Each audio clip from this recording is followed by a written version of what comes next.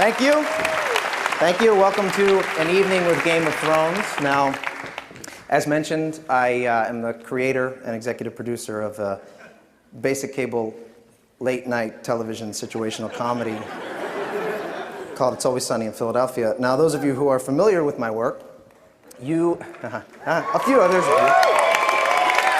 you may be wondering why I was asked to moderate the panel for the Game of Thrones. And I want to put everybody at ease, put your minds at ease, and just allow you to take solace in knowing that I too am wondering why I was asked. Because I don't, there's no connection. They asked me, I said yes, and so we're in the same boat, together. So at one point, if things take like a dark turn or I ask the wrong question, and you again ask yourself, why did they ask this clown to do this? Know that I'm probably thinking the same thing up here. But I just want to say that I'm a huge fan of the show, and I know that this is an industry evening full of stodgy professionals, but I'm wondering, are there any hardcore Game of fans here this evening?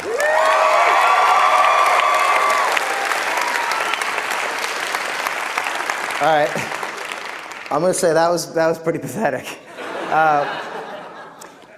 Most of these actors are British, which means they're used to a certain level of hooligan type fan, soccer fans. And I want to make them feel at home and create a certain level of mayhem in the room. Like, I don't want you to riot, but I want to make it feel in here like you might. So let's make these Brits feel at home. I'm going to ask you one more time. Are there any hardcore Game of Thrones fans here this evening? Yeah! Yes, thank you. Yes, thank you. So, without further ado, I'd like to bring out Mr. Nikolai Coster-Waldau, plays Jaime Lannister. Michelle Fairley, Catelyn Stark. Mr. Kit Harington. Mr. David Benioff. Co-creator, Mr. Dan Weiss. Mr. Peter Dinklage.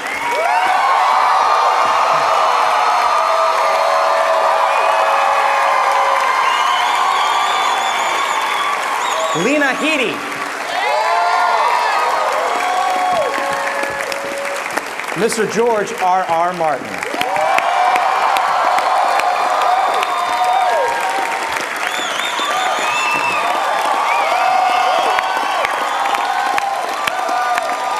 Ms. Maisie Williams.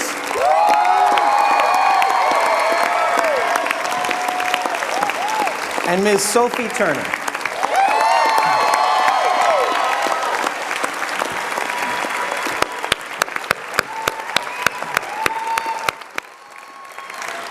So, George, I'd like to get the evening started with you, and maybe you could tell us, and this is a story you've told a couple times, but I find it really fascinating, about the first time that you met with Dan and Dave, and why you chose them with your baby.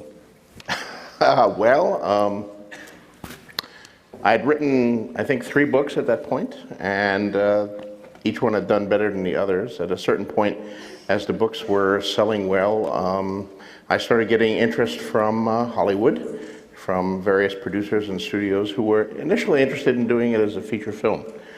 And I met with some of those people. I had phone conversations with some people. I didn't see how it could be done as a feature film. It was simply too big.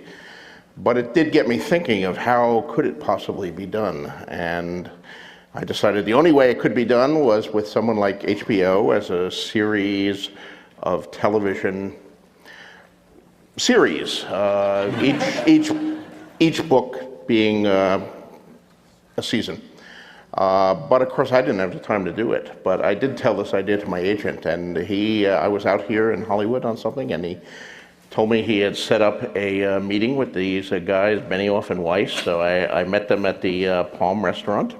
I knew a little about their credits beforehand. They were both novelists. I'd read their own books, and we had this lunch at the Palm which was pretty epic. We got there for lunch and we started talking and we continued to talk, and you know, they had the same notion, not to do it as a feature film, but to do it as a television production. And we talked right through lunch. Everybody from lunch left.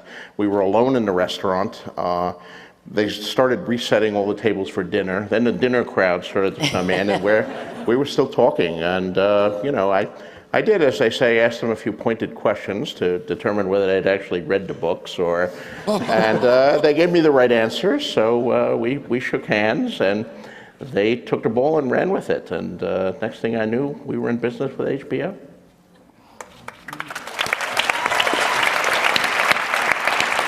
But as I understand the story, you guys, he asked you a specific question and you guys guessed? He asked us, should I say the question? I guess I can say the question. He asked us, who is Jon Snow's mother? And we discussed this before. And we gave an answer, a shocking answer, that George never actually, at that point, he didn't actually say whether or not we were right or wrong. But the smile on his face, I think, was his smile was his tell. We knew we had passed the Wonka test at that point, I think. And were you guys nervous? I mean, how long had you prepped for this meeting? Yeah, we were. I mean, we had read thousands of pages, and we got to a certain point. I remember I was midway through Storm of Swords, and I called Dan, and I said, if somehow we could get George to agree to do this, and if we could get HBO to agree to do this, and we got to a third season, we could get to this scene, which he had already read because he's a much faster reader than I am. I just think an audience is going to love it, but that means getting George to say yes and HBO to say yes and getting a pilot picked up and getting it all seemed pretty unlikely, and it all depended on this meeting with George. So we were, I would say, intensely nervous. There's never been anything I've worked on before that I was so excited for the possibility of it, and you know, it was pretty intimidating. It was just such a singular opportunity. We knew that it was a one-shot deal. It was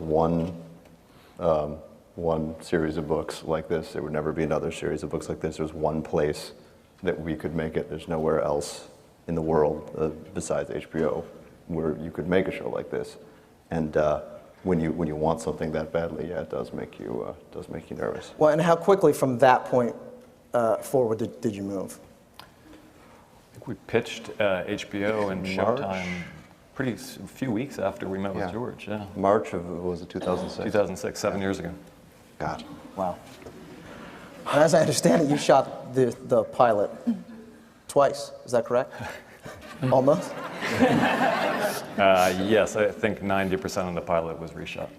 They cut my cameo. Yeah, that was I was left on the cutting room floor. We've still got you somewhere. You're in a file. Well, George, I just wanted to... Is there a chance for him to come back? Yes, well, we'll get actually this year. Yeah. I think we've got a Dubrovnik cameo set for George. No. and this will be in. It won't be cut. It's going to be in. No, okay. You'll read for us, though, right?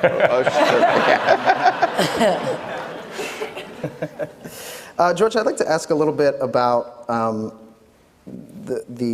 just thematically of the series itself. It seems like on the surface, it's a story about power, the acquisition of power, political and military struggle for it. But you know, if you dig a little deeper, it seems to me like it's a story more of loss. The loss associated with fighting desperately for something that you think you want, and then you watch so instead of watching each character in their ascension to the throne, it's more about watching each character and what they're losing along the way.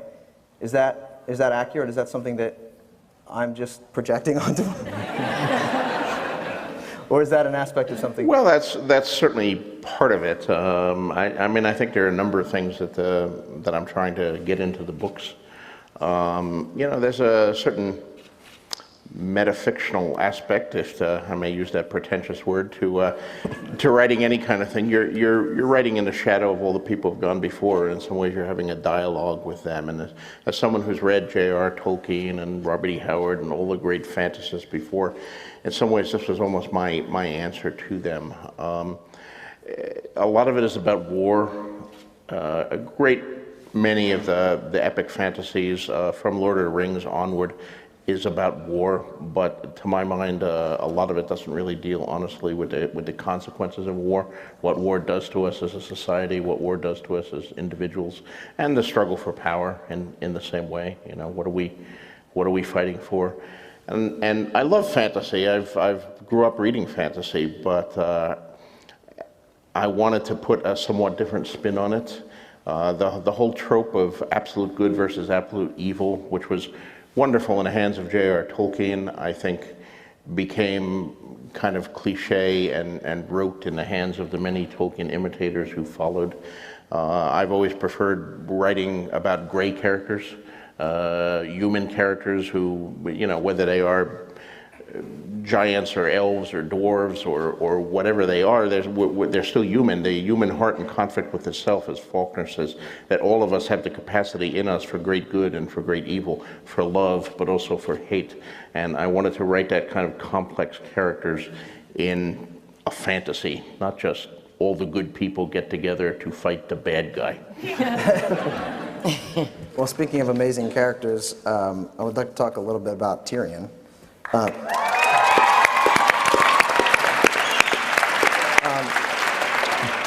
Dwarves tipped you off. Speaking of elves. I didn't want to say it, but I'm glad somebody... Unicorns, Tyrion.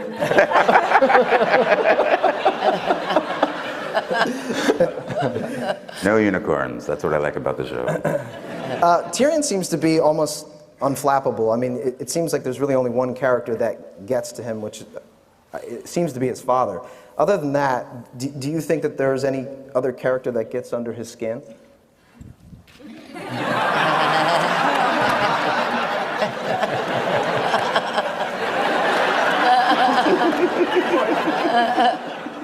Arya. Sorry, Lena was in the way. No, definitely.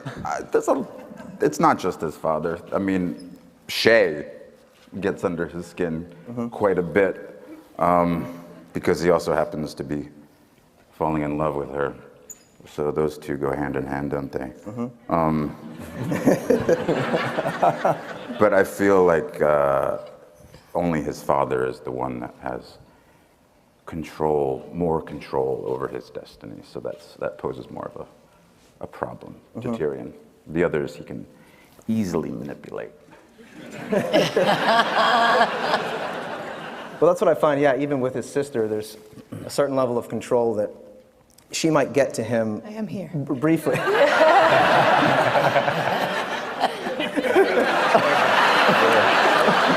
I'll lean this way. She might get to you sometime. She might get to both of us sometime, but most of the time we can just, Yeah.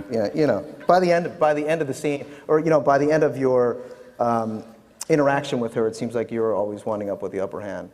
Do you ever catch yourself in real life breaking down a situation the way that Tyrion might? You know, it seems like mentally preparing for every potential move and guessing 10 steps ahead. You know, it seems like an exhausting way to live, but... I guess as actors, you're lucky enough to have people do that for you. What, her line, what? Just take me to the airport. Latte! So no.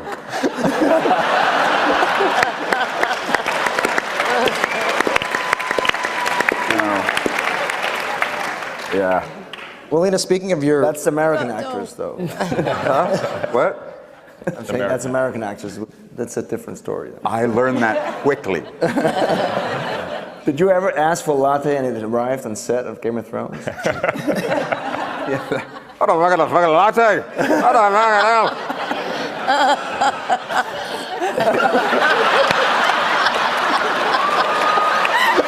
Why is that card fighter? What the fuck is that, Starbucks? Wow, I just lost the entire country of Northern Ireland. Welcome back, Mr. Dinklage. greatest coffee in Belfast.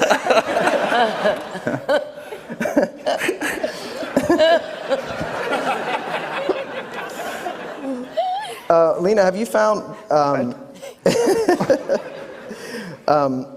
what have you found has been I always have to follow Pete. Dale. It's not fair. Dan, Thank you. I'll skip Dan. Kit, I'm a big fan of your hair. Now, it's glorious. Thank you. And I'm wondering if has it always been glorious, or is there a certain product? It was glorious. It's been glorious for a while, yeah. No, I had to. These two made me grow up for the show, so yeah, and it's now become a talking point in every interview. I know. That's why I brought it up. I don't know what you're supposed to say about it. I wanted to wind you up. I wanted to. There's a part of creating that level of mayhem that I'm excited about. Nikolai also has wonderful hair. Sort of in that like Disney villain, you know, like the prince you're rooting against. Like he's super handsome, but. Oh yes, Lena. jealousy. Yes, hello. How do we go back to Lena? What has been the most emotionally difficult scene that you've had to play thus far? I think it's not difficult because it's exciting and I love it. I love that, you know, all the characters are super complex. But I think the stuff with Cersei and Tyrion is so deep and loaded that it's always fun to play that emotional side of them. I met you a couple of weeks ago terrified. in line at a bathroom Yes, you did. at a tell the story. 2-year-old's birthday party. Yeah, That's a bit true. I do that weekend. And I had to go to the bathroom very badly, but not as bad as Lena. That's irrelevant, but I thought I'd let you know.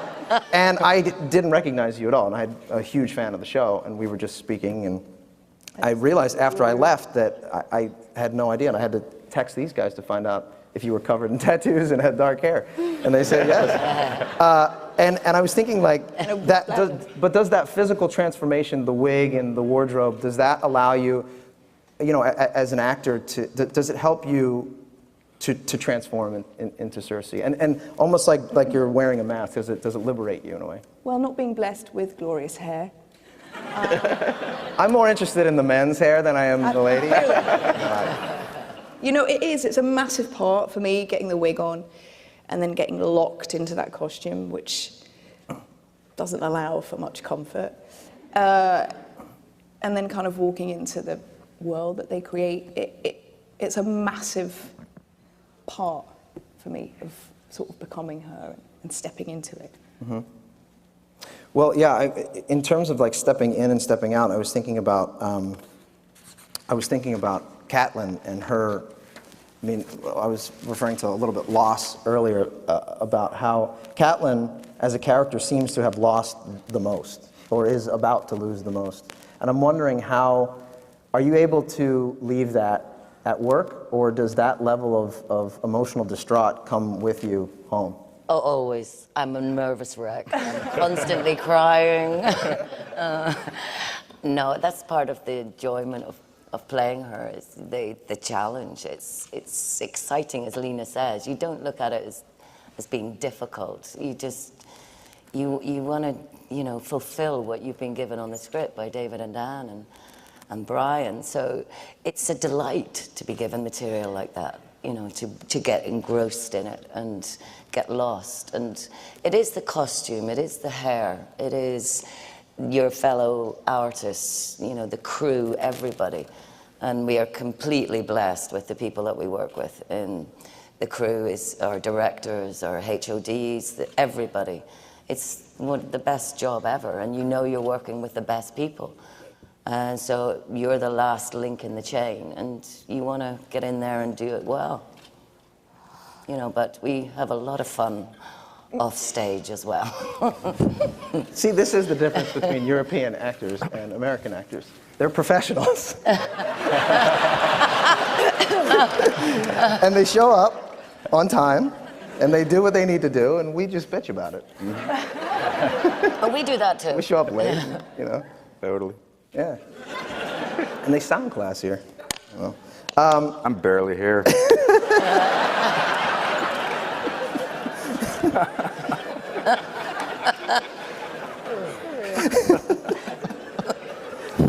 They sound smart, don't they? yeah, well, they're so smart. Classy.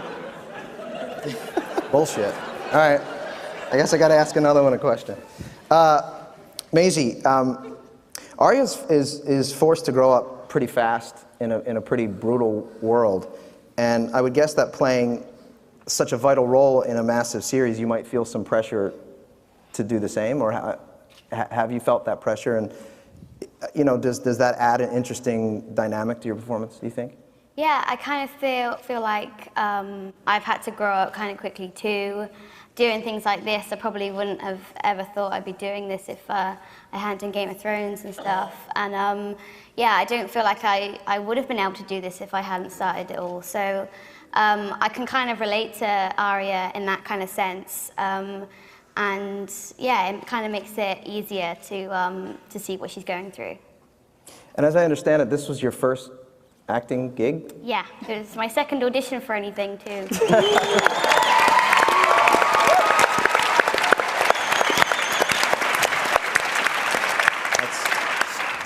That's amazing. That's amazing. Sophie, Sansa seems to make decisions from a very emotional place, which is which is very dangerous in this world. And do you think as she matures that she'll sway away from this, or is it just an integral part of who she is? Yeah, well, Sansa kind of started out very innocent, very naive, and she made decisions pretty much from the heart, which was pretty stupid. But I mean, I understood them as a 13-year-old being thrust into that situation. I feel like you would make the same decisions, so I related to her on that kind of ground. But I think as the seasons have gone by, watching people like Tyrion and Littlefinger and Cersei, she's kind of learning the game now, and she's learning to not trust people so much like her father did, and that kind of didn't end too well. So she's learned a lot, and she's grown up, and she's beginning to make decisions with her head, which is very good. Yeah, I think it's always a mistake when people are thinking or talking about actors or performances by actors who are young, child. Don't want to call them child actors, but younger actors, to maybe just relegate them to being cute or fun. And I think that some of the young actors, especially the ladies on the stage, give performances that are as riveting and moving as anything that's on television.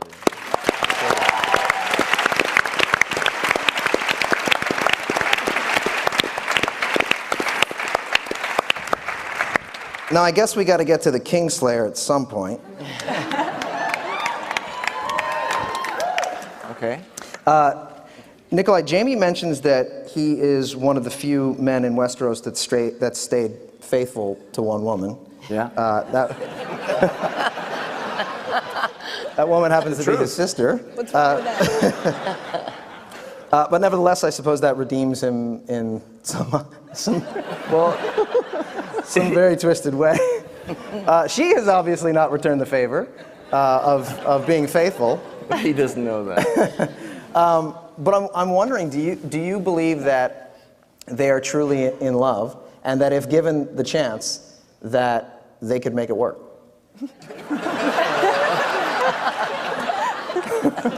Well, I think that I really believe that he loves her, and he would want to be with her, and he's kind of given up everything. He's dedicated his life to this woman in many ways. She might not feel the same about him, who knows, but I think that would be the dream.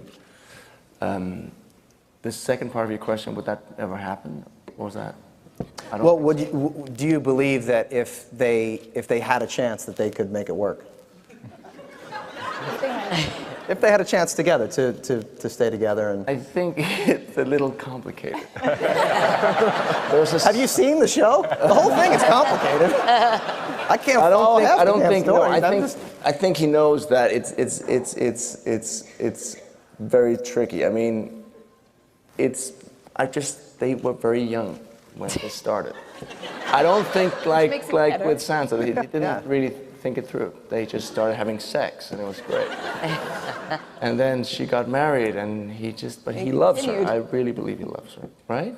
You don't think she loves him? Come on, just talk. I have a kind of strange take on it. You have a strange take? I think she would like to be him.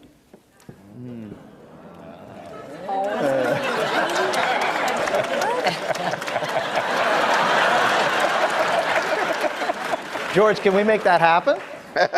Somehow? But there is magic in the world, so don't. That's interesting.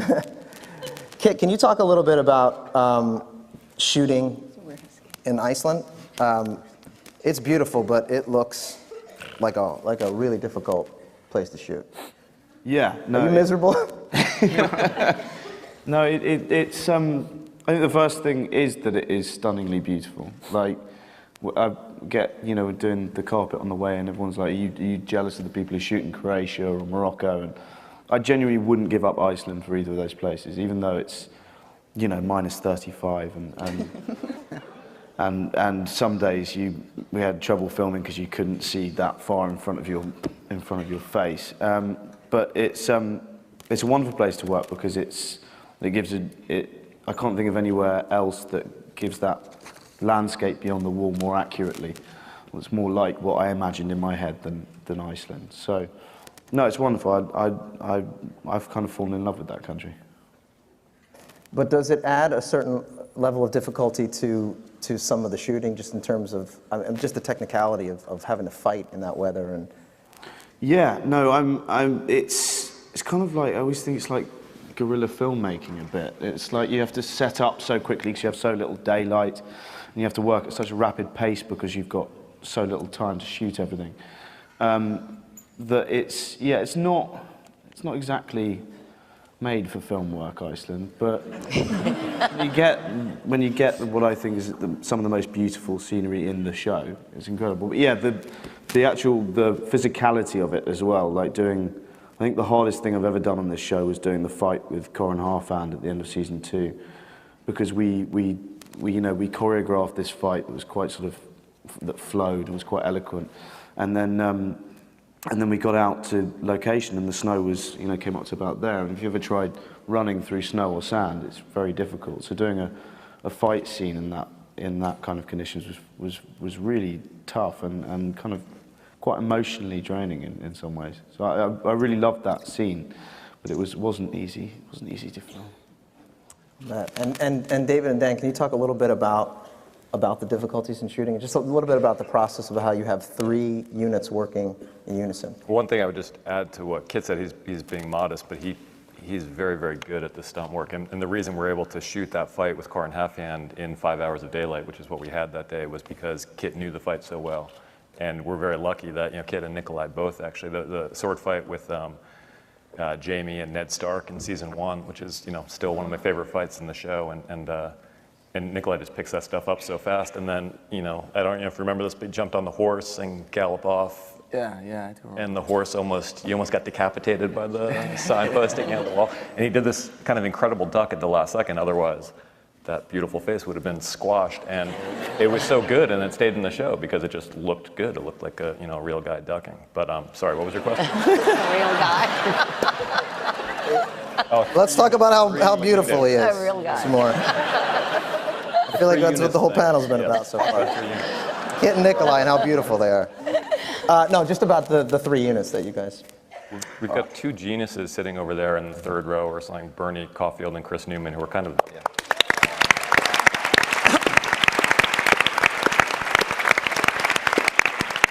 They're kind of the real producers. We're kind of not. We're kind of the writers who say, wouldn't it be cool if we could do this? And then they're actually the ones who have to do it all and actually produce things. And the schedule, Chris's office is right down the hall from ours. And so every night when we're leaving the office in pre-production, we walk by this massive wall board with a schedule. It's a giant kind of flowchart schedule, and it's got the 3 units in all the different locations. This past year, we shot in 5 different countries, and it's the most terrifying thing. I don't look at it. Yeah, you don't want to look at it. It just seems impossible. And every time something bad happens, if we lose a day because of weather, if an actor gets injured, if anything else happens, the schedule has to change. And it's like this. It's the most challenging Tetris puzzle, and somehow Chris has it all in his brain, but we don't know how. We make him wear a helmet. God forbid, he gets a knock to the head. So, but you guys directed an episode this upcoming season. Yes, third. Okay, and so how many countries did you? We shot in all of them. Yeah, we had a couple days in Morocco, a day in Croatia, and a day in Iceland, and the usual Belfast stuff. Wow. Wow. So you'll have, and you cross-board how many at a time then? How many episodes? Yes. The whole season. I mean, so the entire season is cross-board. Season 3, the first scene we shot was from the 10th and final episode. So the entire season is cross-boarded. We have 2 units shooting virtually every day. Not first and second unit, but 2 first units with directors, 2 different episodes shooting every day. And for a couple of weeks last season, we had 3 units shooting every day. 3 directors from 3 episodes, often in 2 different countries. I believe in the first season there were a couple days where we had 4 units. I think we might have, yeah. I remember asking where something was, and somebody said that he's with D unit. What's D unit? Where is D unit? I was not even aware we had one until I found out they were shooting something. Well, among critical praise for Game of Thrones, Newsday called it the best show on television, while the Los Angeles Times termed the series a cinematic feast and masterful. And the New York Times called it a piece of shit. What do they know?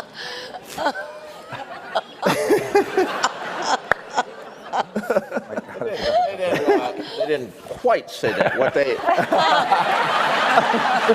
they actually said is that no woman would ever want to watch it. That's why we have an entirely male audience. Not true.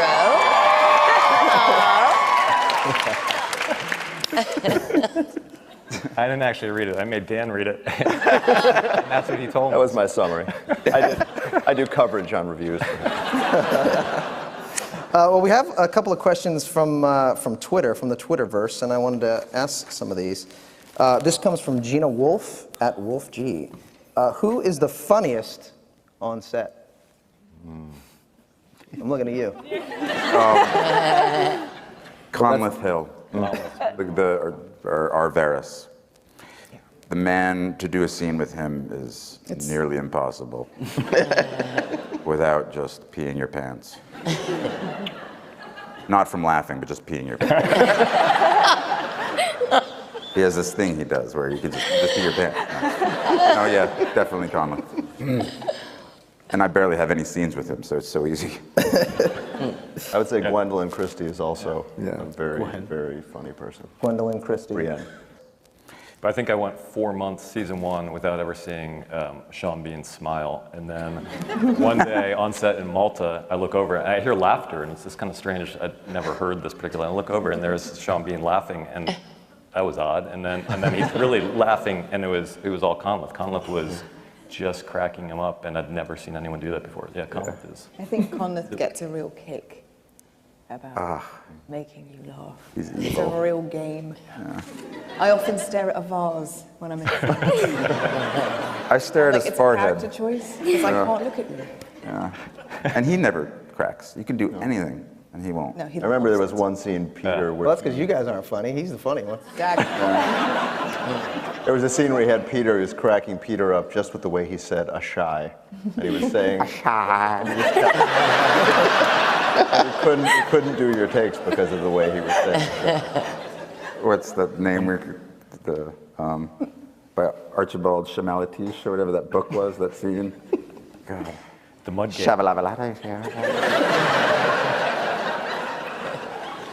Shamalama ding dong.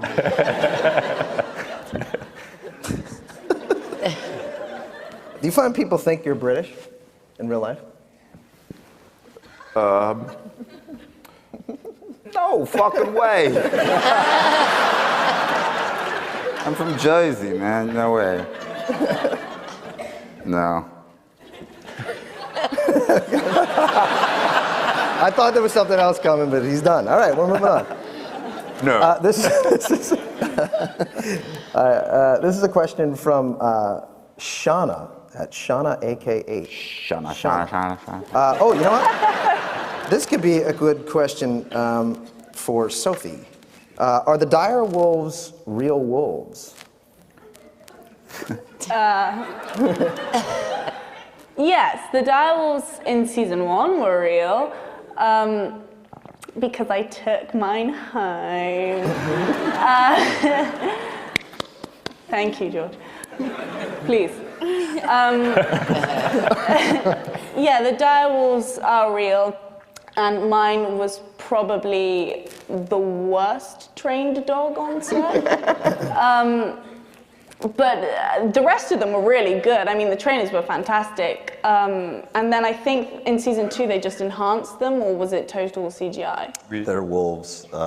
We shoot them as they're real wolves, trained wolves that are shot here as visual effects elements, and then scaled up by about 50%, which I think is about the maximum you can realistically scale an animal up without it starting to look fake, because we got them to the point where they're supposed to be the size of, like, maybe almost the size of a small pony, and we looked into doing CG at the time. It just seemed like it was going to be prohibitively expensive to do it that way, so we do them real wolves shot separately and then inserted with visual effects into the. And those are real dragons too. Yes. Those we breed. This is a question for everybody. If you weren't playing your character, who would you like to play, male or female, and why? Maybe we'll start with Nikolai. Oh, that's a good question. I would like to play. Creepy.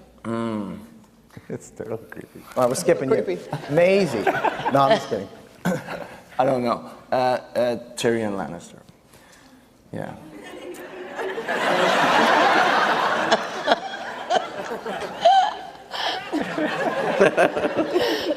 Not because I think I could do it better, but Wait a minute. Wait. That's true. no, it's a fantastic character. That's why. Okay, just keep it quiet. It's not uncomfortable at all. That's why it's a new reality show. Who can play Tyrion? Michelle? Oh, me? Oh, Yeah. I think I would love to go back in time and play Arya, actually. Yeah, I would. I'd love that character. I think she's amazing. And hands down to Maisie. And she's an amazing character, and her strength and her vulnerability is incredibly appealing. And just her braveness. Yeah. I think this is probably because of the way Jerome Flynn plays him, but I love Bronn. He's got the best one-liners out of him. And he's just I find him a brilliant character in the books, the one that George, the character George wrote, but also the way Jerome plays him, I think, is amazing. Benioff, we're not skipping you, bro. Oh, Khal Drogo, definitely.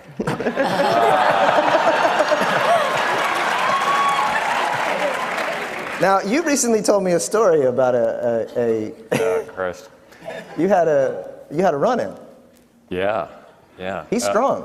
He is. He's not just Hollywood. It's not just, look strong. That's real strength, which I found out, unfortunately, to my dismay. We brought him back in season 2 for one scene, and so mostly just so we could hang out with him in Belfast, because we love Momoa. And so after his scene with Amelia, we all went out for dinner, Dan and Amelia and Jason and I, and he was talking about working out, doing his Conan workout or something. And I have been drinking quite a bit. It's like that story about the mouse in the barroom who starts drinking the beer tap's open, he starts lapping up the beer puddle and says, "Now where's that damn cat?" So I was the drunk mouse, and I said, "Momoa, you ever play Mercy, like Aunt Mercy?" Oh, God. Yeah. And he said, "Yeah." And I just, for whatever reason, I had it in my head that I really thought I was going to win. And I didn't. I didn't, and I was so drunk and stubborn that I refused to say mercy, even though he was destroying me, until Amelia started, screaming. Why after that you decided to then play the slap game? And then I played the slap. That was the mystifying move to me. Also didn't win. Seemed like possibly more damaging than in terms of sheer tendon damage. And 2 days later, the next day, my hands were pretty swollen, but I thought it'll go down. I'll keep icing them. And the day after that, they were even more swollen. And then I flew back to LA. We were done, and I flew back, and I come home to try to hug my wife, but I can't really touch her. And she looked at me and she said, "We're going to Cedars-Sinai right now." And yeah, he'd squished my hand. That's what the doctor, in the emergency room, the doctor actually said, "Your hand was squished."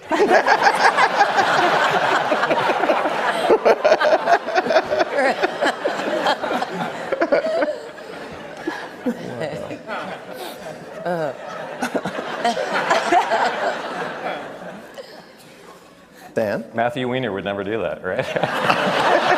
Too smart. He's too smart for that. He's too smart for that. I've arm wrestled him. Right. Who won? And he beat the shit out of me. He's tougher than you'd think. He was a wrestler. Yeah. He was a wrestler, yeah. Dan? Who would I play? I would save the show by absolutely refusing to play any character whatsoever. There's nothing, no good could come of that. I promise you. All right, thanks for playing the game. Moving on. Mr. Dinklage. Probably Don Draper.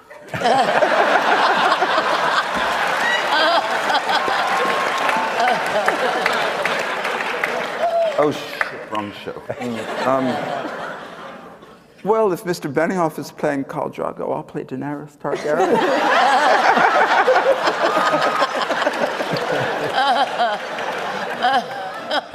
Picture it. I am. It's hard.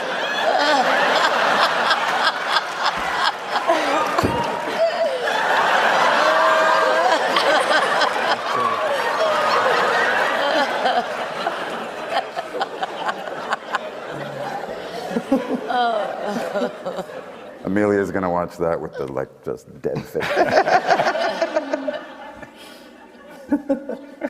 Nina? I wouldn't give Cersei up.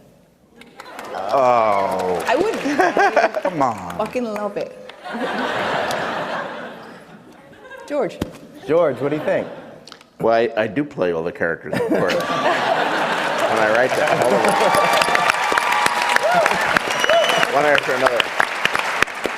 But if they actually had to film me, I guess the only one that I could play would be Samuel Tarly. Or maybe Hot Pie. Hot Pie. I met him last night. He's great.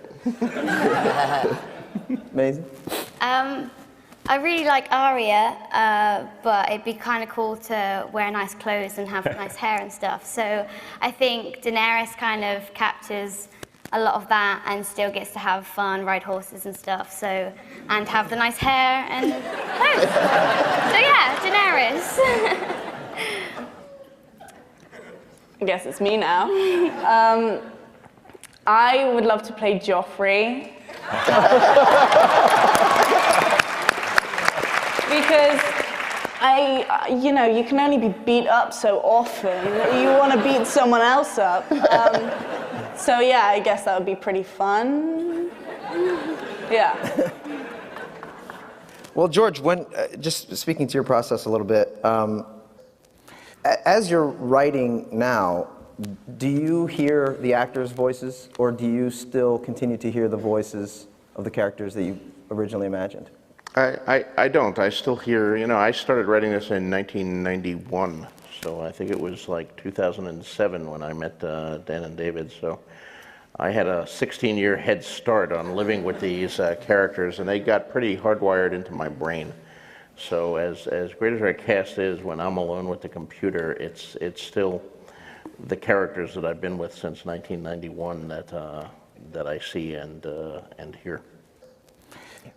And do you, obviously we all become emotionally invested in the characters, which makes it that much more difficult when we see them melted with molten gold, or their heads removed from their bodies, or being unseen from the nape to the chops. I'm wondering if you develop an emotional rapport with the characters, and does that, especially seeing them as being portrayed and brought to life, does that affect your writing, or the plans that you may have for them? Well, I think it had the potential to do that, which I don't necessarily know would be a good thing. But fortunately, I am so far ahead of the series. Like last night at the party, I found myself at one point talking to 3 very nice actors who were very pleasant, and I was having a great time talking with them and drinking with them. And then I suddenly realized that I had killed all 3 of them at various points in the series, and that these would all shortly be unemployed actors. But, and I had a moment of horrible guilt. But, you know, it's already done. But, and it was particularly sad when one of them said, "Please don't kill my character," and you know, she's already dead. But so it's probably just as well that I don't know these people when we're actually doing it, because when I meet the actors and the actresses, and they're such tremendously nice people, and it's then hard to kill them. David and Dan don't seem to have this problem though, because I've noticed, as bloodthirsty as I am in killing all of these characters, David and Dan are killing some characters who are still alive in the books. So their body count is actually ahead of mine. When they say no one is safe in the series, that's literally true. There are characters who are in book 5 and who are going to be in book 6 who are dead on the TV show. Yeah, so what's that process like when you guys decide to change what Mr. Martin has written? Dan? We need to make room, you know. I mean, it's a huge cast, and sometimes you just need to clear some people out of the way. Yeah, it's like a culling. A purge. Culling, like when there are too many deer in the forest, you know. No, I think that we obviously would love George's books more than, in many ways, any books we've ever read. Otherwise, we wouldn't have devoted every waking and most sleeping moments of our lives to them.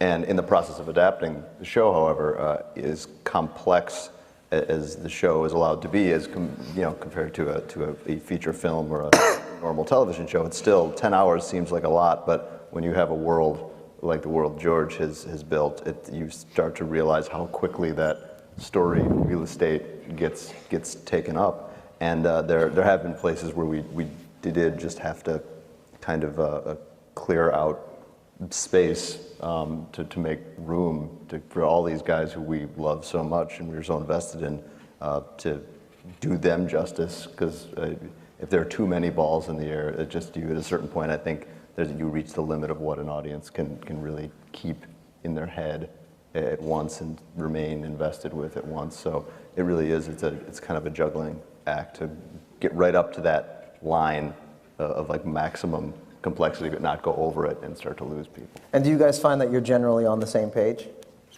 Yeah, I mean, sometimes our hands are tied. Sometimes an actor will say, I'm an actor that we don't actually have a long-term contract with will say, I can only give you, 2 days in July and maybe a couple days in October because I'm doing these movies. And we say, well, great. Well, yeah, great. So give us a couple days in July, and then they get there and we kill them, and that makes it easier. We never liked you anyway. It happened. And do you bring that to George, or George, do you trust them? I trust them. I do. And I know it's a useful tool to keep the actors from asking for raises. And, so I've been on the other side of it. Sure. In a perfect world, I would like more hours each year. I would like more money. So each episode had the budget of a Peter Jackson film. But I don't think this is very likely. And given the realities of the production, it's incredible that what they do.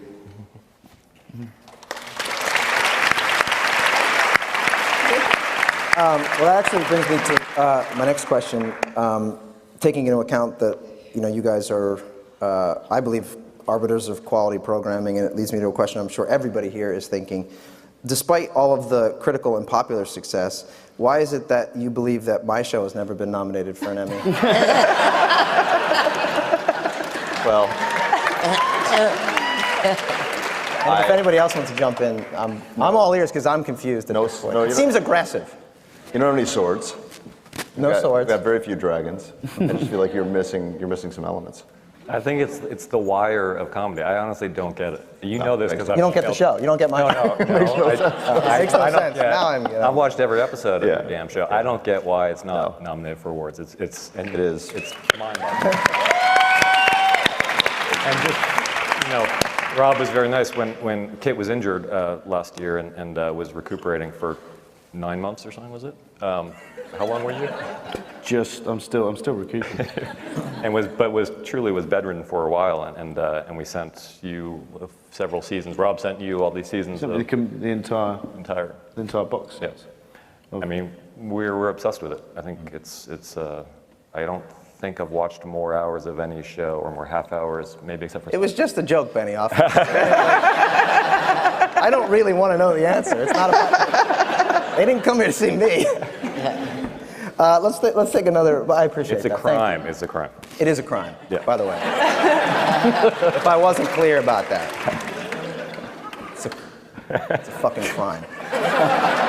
All right, moving on. This is again from the Twitterverse. If you weren't, who would you like to see on the Iron Throne, and why? Question for everyone. We'll start at the other.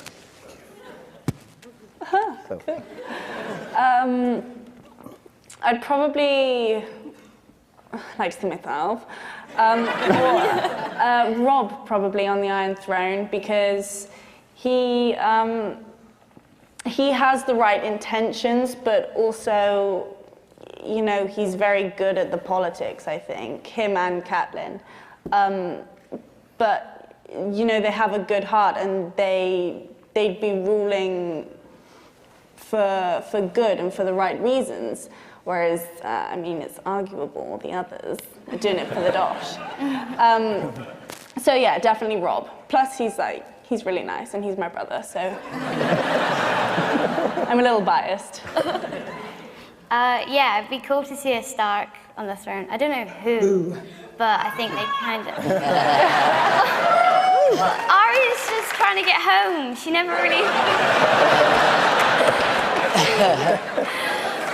But yeah, I think they're loyal, and it kind of turns out that if you're loyal, you kind of die. So it'd be cool if maybe Stark got to the throne in the end. But so. I know who's going to be on the throne at the end, so I better not say. But there'll be a few people sitting on it before the end. So. Oh, hello.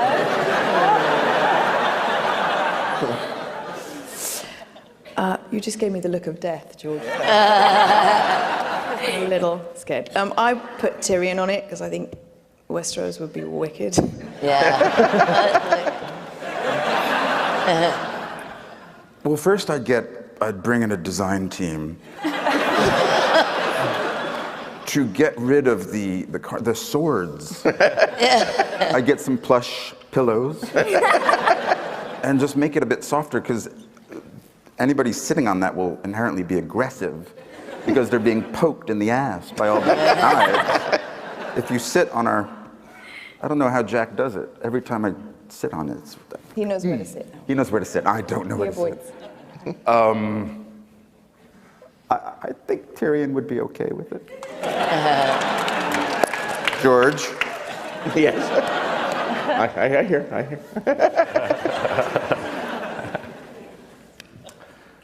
George has told us the answer. All right. Really?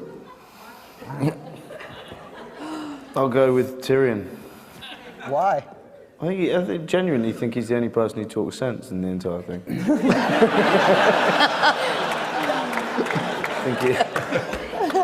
Everyone else talks nonsense. Tyrion talks sense. Yeah. So, Everybody talks nonsense. What about Very Braun? eloquently What about and Braun? really well. You said Braun. Michelle? Oh, well, I would have said Tyrion as well, but too many people have already said that. So, I think I'll agree with Sophie and pick Rob, actually. Yeah, because in some selfish way, my ass would be on that throne too. So there you go. Yeah. Yeah. That's good. I think, I don't think that monarchy really works for Westeros. I think they should just get rid of all those wannabe characters. Oh, please. But Tyrion would do that, wouldn't you? You know, I was never picked for the dodgeball team. This feels great.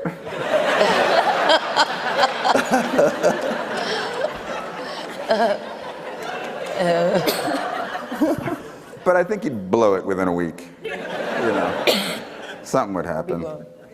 Oh, behave. Yeah. Nice. Right? You see, you got it. Right on. All right. There we go. There we go. This is another question from the Twitterverse. For everybody, tell us your best fan encounter.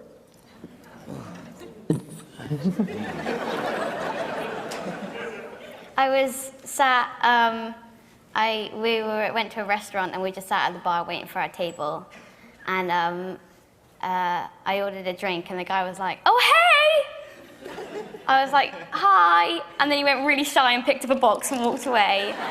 And well, it might have just been kind of weird, but I think he might have recognized me and thought he knew me. But yeah, like now I say it out loud, maybe he was just a bit weird.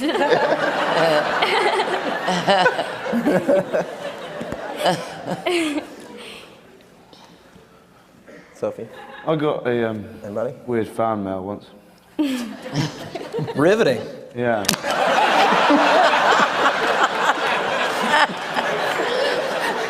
Just the once. Just the once. This girl had dressed up in like period costume. She'd obviously sort of made herself. It was quite good. But she'd done like a photo shoot with her friend, like, but she just blacked out her friend's face. Like, don't look at her. Don't look at her. Look at me. Don't look at her. Like 5 photos with her friend's face blacked out. Pissing myself.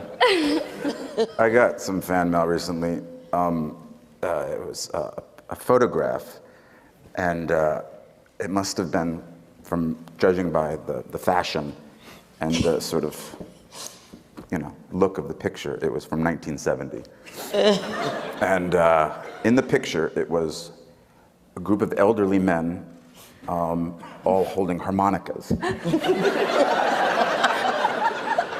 And in the middle, and one has like a sailor cap, and there's the manager on the side in a tuxedo, Ricardo Montalban, white tuxedo. And in the middle, there's a gentleman who shares my condition.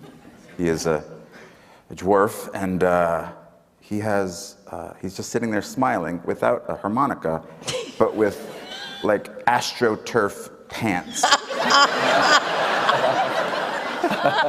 And a big, like a dandy ascot. And he's... And I'm like, well, that's an interesting picture. And then I read the attached letter, and it's typed. So that's a little creepy, but... and it says, my father was a photographer, and I was going through his old photographs, and I came across this one. So I thought I would send it, and realized it could be in the center, it could be no one else but the Game of Thrones Peter Dinklage.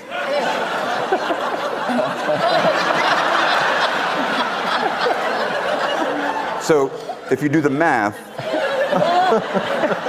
I'm either immortal, or, which some of us are, or I was 1 when this picture was taken.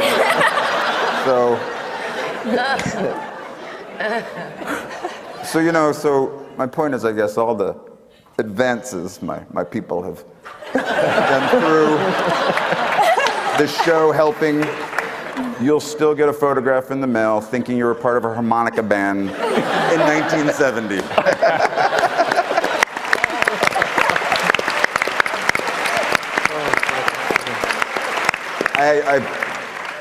I framed it and put it in my bathroom.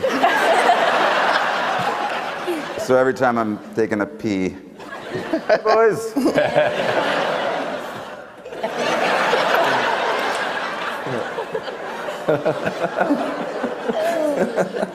All different, like big harmonicas, little ones.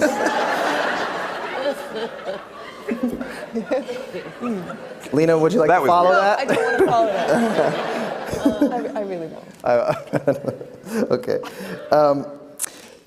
You guys have, Dan and David, you've talked about season 3 as the season that you were most excited about. Can you tell us why? Well, I think that we fell in love with George's books, and we fell in love with there's so many devastatingly great set pieces and scenes in George's books, and there was such across the series, of course, but I would say that the predominance of the scenes that really just made us say, holy shit, and we knew would make other people say, holy shit, if they saw them properly done on television. More came from the third book, which actually will span over the third and fourth seasons, it turns out, but season 3 was really the one that we focused on, is like, this is the place we need to get.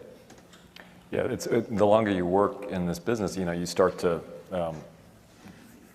be more able to see the carpentry. You can see the seams, you can see where things are going, and it's harder to surprise you, I guess, as a reader. And there are a few scenes in Storm of Swords that are so devastating that I didn't see them coming. And when I went back and reread them, the clues are there. It's not the random surprise where you couldn't see it coming because no one could have seen the lawyer walking into the empty elevator shaft, because that Ellie Law reference there.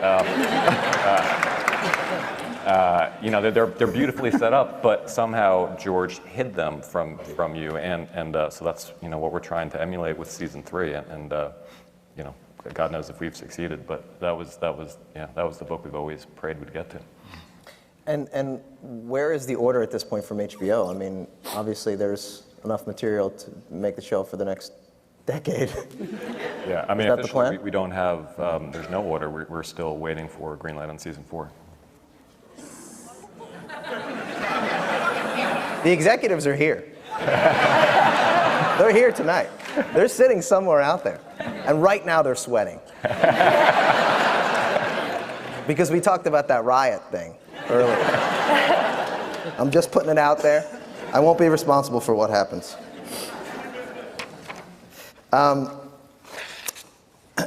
This is from at Freya 300. What are the most difficult scenes to shoot, technically, from a technical standpoint, CGI, etc.? Oh, for us? Yes. Well, anything with the dragons is tricky because they're not there. I think, but last year the Blackwater episode, not a scene in particular, but the whole episode, that was a monster. Partly because it was one giant battle, and partly it was all shot at night, and nights in Belfast, as Peter well knows, because he was standing out there in the mud, they're not pleasant, so it was tough on the crew, tough on the cast, tough on everybody, but Neil Marshall did an insane job, and the great thing about Neil was, Neil Marshall, who directed that episode, Neil came on a week before we started.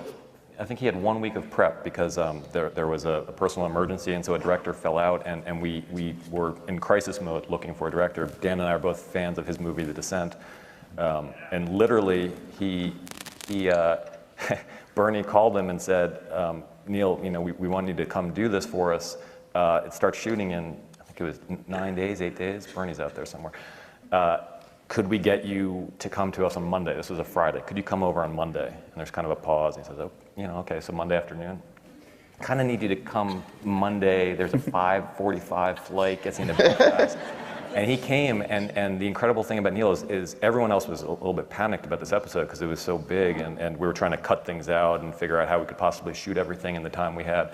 And Neil kept saying, well, what if we added this shot of a guy's head? What if a giant rock fell from the top of the wall and this guy's skull just exploded everywhere? And we thought, oh, that sounds great, but you're not going to have time to do it. He said, no, I think we can do it. And he just kept adding beats and beats and beats, and he was a monster. He was our hero. So that whole episode, Blackwater, that was the biggest challenge. Yeah, I can imagine it. And how much of that on set was green screen for you guys as actors? A fair amount, I guess. Nothing. I mean, I guessed incorrectly. I mean, obviously, the explosion and the reaction to the all of that is you gotta fake. I mean, not fake.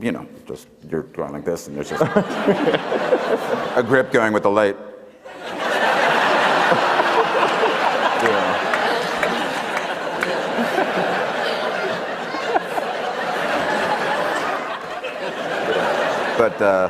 So but you're everything complaining else. about acting. What? You're complaining about acting. See, this is the American thing. This is the American thing. He called it, we had to fake it. We had to fake seeing the explosion. Oh, that's weird. We had to act. I was like, where's the explosion? Not there. But no, it was great. I mean, one of the many great things I love about this show is it really working in those environments. That breath that you see coming out of our mouths it's really that cold, and Kit can speak more of that stuff. It really adds to being in the moment, because it's yeah. And when it finally stops raining, the guy with the hose goes, "Sorry, guys." And you're like, "Oh God, right? You have to match it." So that's almost a cruel joke. Like, "Oh, finally, fuck." But thankfully, it rains a lot in Belfast. So. Wow, I'm shitting on Belfast. I so don't need to. It's the greatest place in the world. Truly. Sounds like it. Yeah. It's not.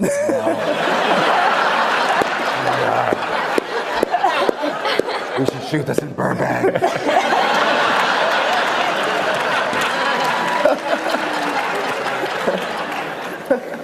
Maisie, can you talk a little bit about a little bit of the training that you had to do for the swordsmanship?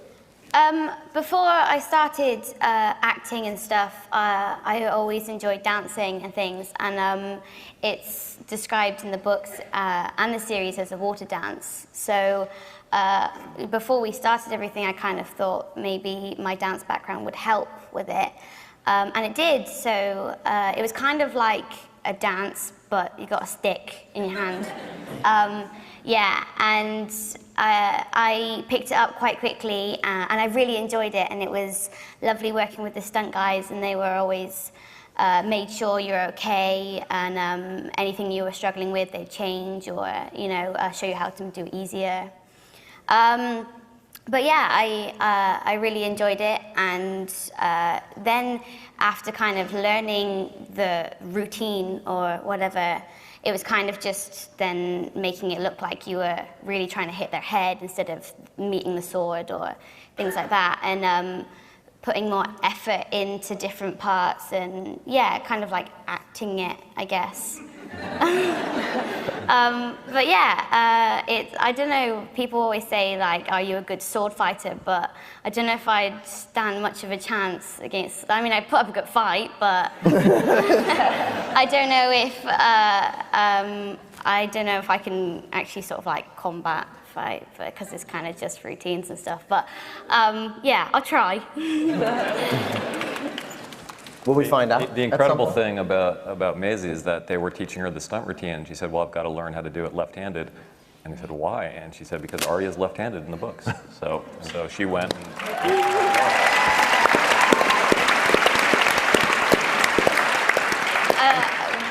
When I didn't know much about it all, I was looking on the internet, and people were getting funny about cast not having the right hair color or this or that. And then Mum had told me after reading the books that Arya was left-handed. And I thought because I hadn't done sword fighting before, if you just learn it in the other hand, then maybe be easier. No. Yeah. But yeah, it was good. And yeah, I'm still doing it, so. And Kit, what was the training like for you? How intensive was it?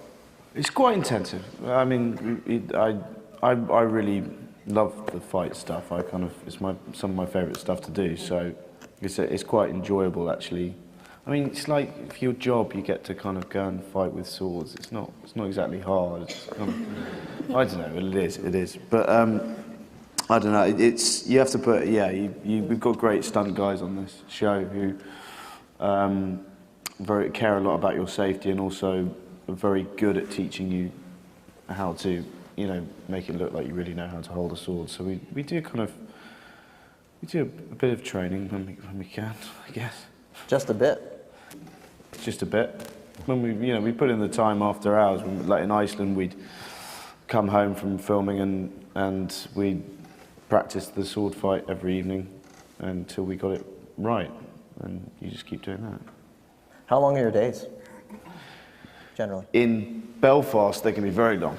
You go until you finish, really. But in Iceland, you've only got a short amount of time, daylight. So you work from, it gets light at, you get onto set about 8, and then it gets light at 10, and then it gets dark at 4. And then you go home and you have a few drinks and learn how to sword fight. It's like live entertainment. Really well. You get to kick back and with a beer and watch Kit get hit with a stick. Actually did do that. And Nikolai, do you have a similar experience with that? I mean, it seems like you guys are pretty good with swords. It's hard to believe that you're just getting drunk and learning after work. I know. It is hard to believe. No, it's the stunt guys. They're just brilliant, really. I mean, it's like learning a dance, and that's what you do. So, yeah. Another question from the Twitterverse. Who reads the books? I know you guys have answered this a lot, but I think it's really interesting to people just in terms of knowing how the story is unfolding, where your character is headed. How many of you guys actually read the books? Sophie, do you read the book? I read the books season by season, but my chapters. Sorry, guys. Because, well, the books are really complicated. I can only just about manage the TV series. They're amazing, but complicated, George.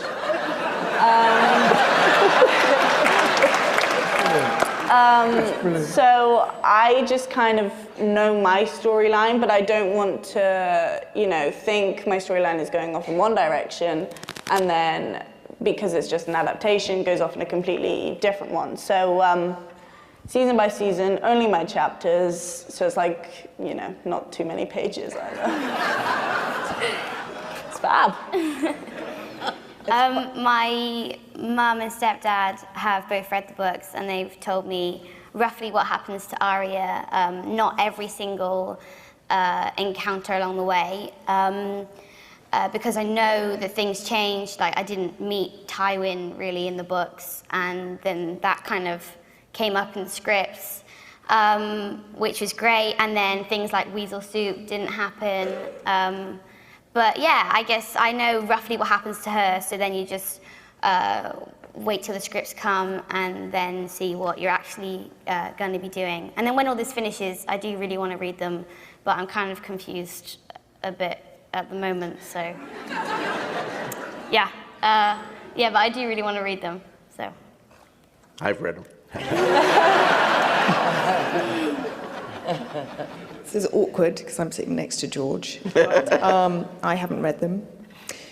I speak to a lot of people about them because seemingly a lot of people have. And it's interesting to get different takes on characters. And then, of course, we have the words from David and Dan. So I let it unfold. I kind of like to be surprised. But I'm scared I'm now going to die.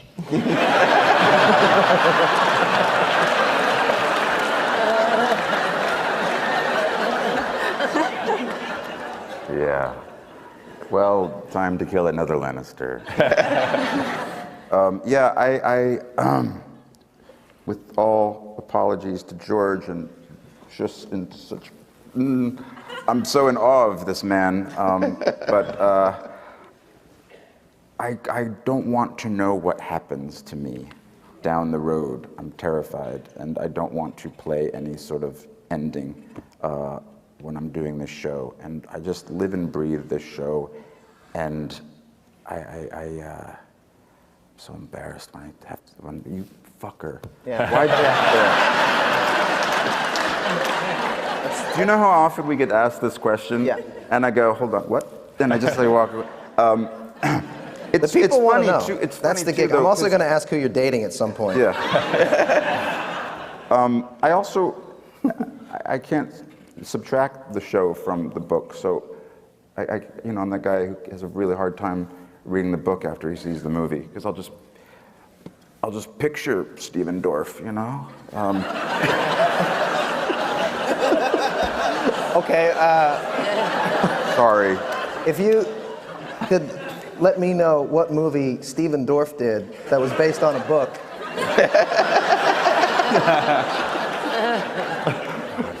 I'm just interested in why you thought of Stephen Dorff. It's just the first actor that came to my head. And he comes to my head all the time. Now we're getting somewhere. Yeah.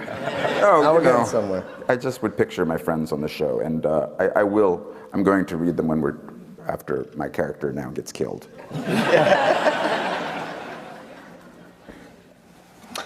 Yes, I've read the first 4, not the latest one. All right. I couldn't help myself when I got the part, it's based on books. I read them very quickly, actually, because I just wanted to know what happened to my character, and I then got way too ahead of myself and had to reel it back in. So I have read them, yeah. Yeah, I read per season. Yeah. And I must admit, I did take a leaf out of Sophie's book as well. Look for the title of your character. Yeah. And then, of course, fill in the dots in between. Well, like with Maisie, my mum read the book.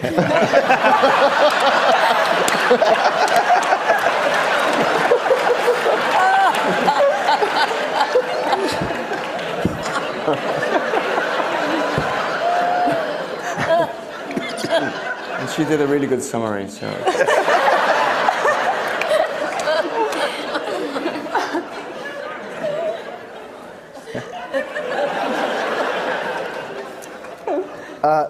Dan and David, can you talk a little bit about which characters that you found the most challenging? I'm going to die. Suddenly I'm sweating. Flick the chair. Which characters did you find the most challenging to cast, and why? Arya. Yeah, Arya. I would say we probably saw more people for Arya and Daenerys than any other characters. I mean, we must have seen, how many? We must have seen 300 Aryas.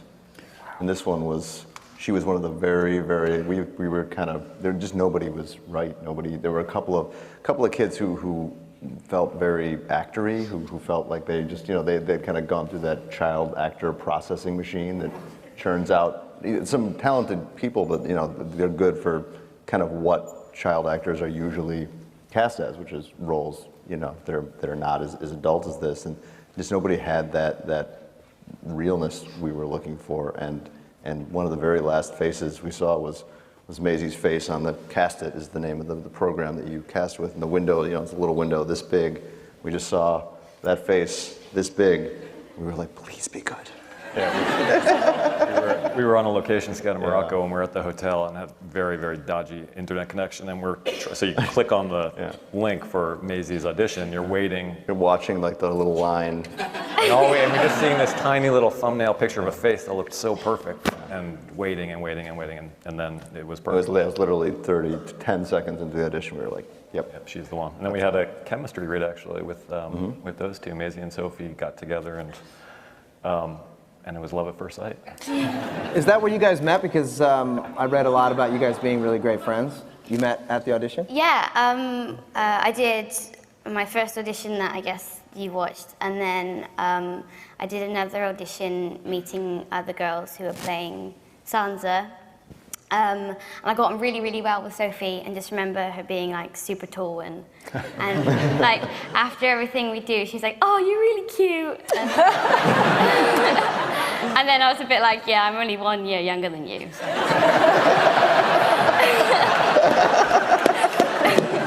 But yeah, we got on really, really well, and I came out of the audition and said to my mum, I was like, even if I don't get the part, I really want that girl to, because she's really cool, so yeah. Oh, you're really cute. Still only 1 year younger than you. Anybody else have an interesting casting story? Well, Jason Momoa came in, and of his own free will, after doing his audition, he did the haka? The Maori war dance, which was not written into the scene. It actually didn't have anything to do with the scene, but I would say it impressed us. He did the hell out of it. He really did. So that was, and that was another really hard role to cast back in the day. Was Khal Drogo, surprisingly. And you had Peter in mind.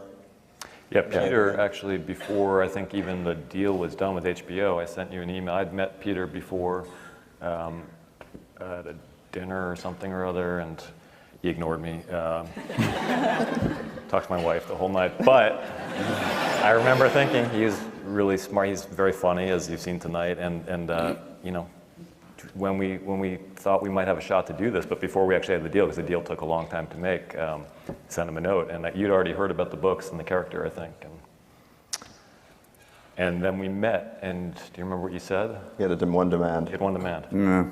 Yeah. He said no beards. No beards. No long beards. It's done.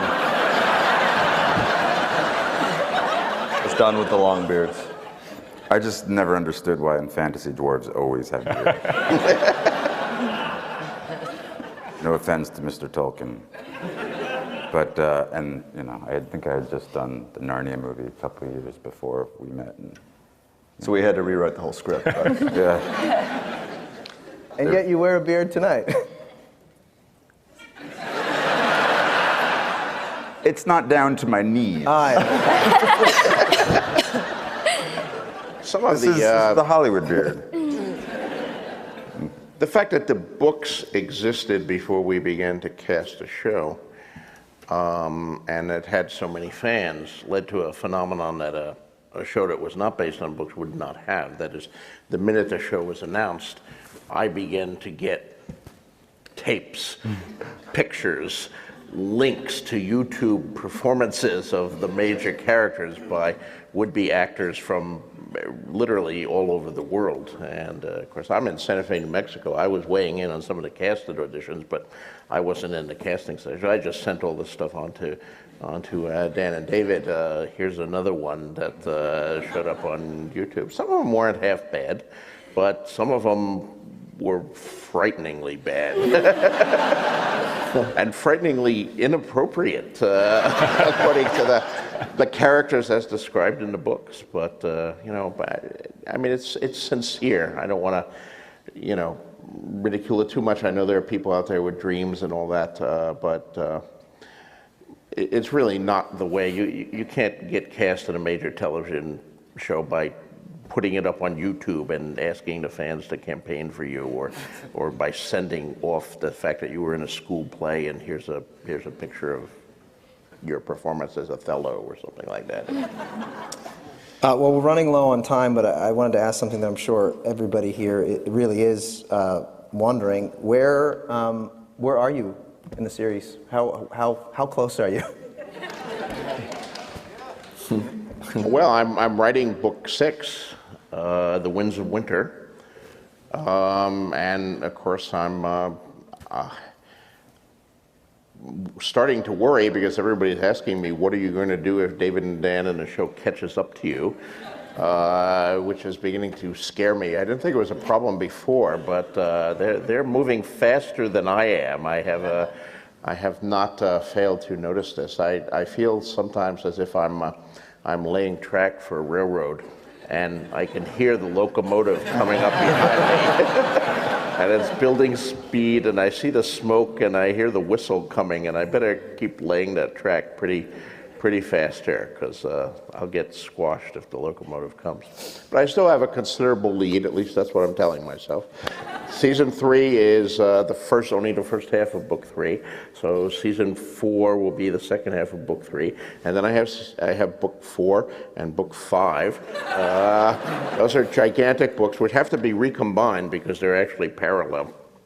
But I'm hoping those will be at least 2 seasons, maybe 3. That will get me some time to finish book 6, and by the time they're up, they'll be doing that season, and I'll be writing book 7. That's my story, and I'm sticking to it. Well, on that note, that's going to conclude our evening, so let's give it up one more time to all the panelists.